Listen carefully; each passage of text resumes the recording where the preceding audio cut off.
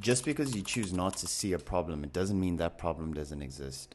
My name's Kelvin, and welcome to my 30 to 60 day monk mode journey where I'm learning how to listen to my mind, lead by my spirit, and stay true to who I am. I feel like sometimes I choose not to look at the problem because I feel like it's gonna tank my energy or it's taking my focus off the most important things. But that's where I got it wrong, because the problem is a signal that something else needs to be fixed. And just realizing this with a cognition that I had when I was at home is, you know what, sometimes things aren't okay. And when you look away and act like things are okay, it doesn't make it okay. It just brushes off your ego and allows you to feel good in that moment. But reality is, there's something that is breaking in your immediate vicinity and you just don't want to do anything about it. I had a crazy cognition.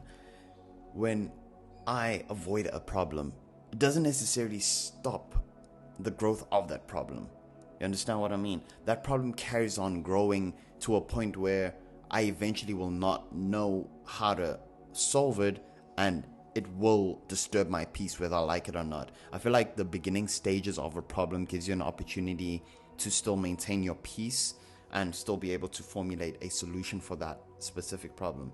But before I go into a rabbit hole with this, I want us to look at what a problem actually means, because this always clears it up for me. Alright, so the definition of a problem is a matter or a situation regarded as unwelcome or harmful and needing to be dealt with and overcome. So the thing that stands out for me is it's something that we already know that it's unwelcome, it's harmful, it tanks your energy. You don't want to deal with that.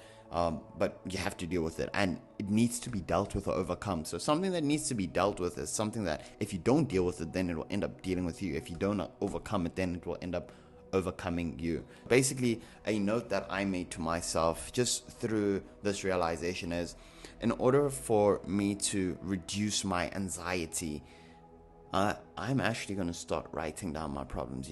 It's like I feel like I fell into the rat trap of saying that, you know what, I want to focus on the positive so that I can, have better energy. But I need to start looking at things for what they are.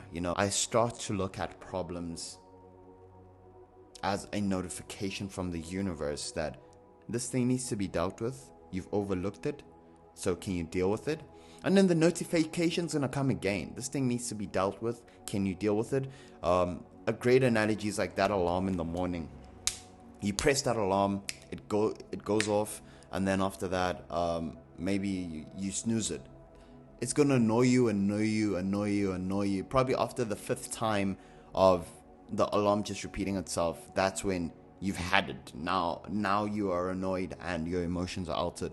So I feel like problems are exactly the same. You can press the snooze button, but in order for you to fully solve it so that it doesn't come back and annoy you, you're just gonna have to solve it and then move on. And solving doesn't mean it's gonna happen right now, but solving is just looking at it and saying, okay, cool, I need to do A, B, and C. Because if we don't solve a problem, it will always be there in our life, and we'll always be complaining about the same thing that we're not doing anything about it. Because when we think about it, it tanks our energy, and we're like, no, I want to think about positive things, and I feel like that's also a misconception about positive thinking. When you implement positive thinking, it doesn't mean that you become avoidant.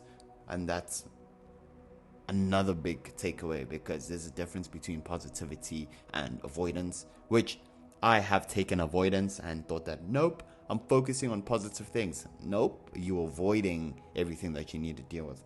But anyways, that is my reflection for the day. I hope that you take this information, make it something for yourself, and I hope that it does change your perspective in some sense. Thank you for being here with me.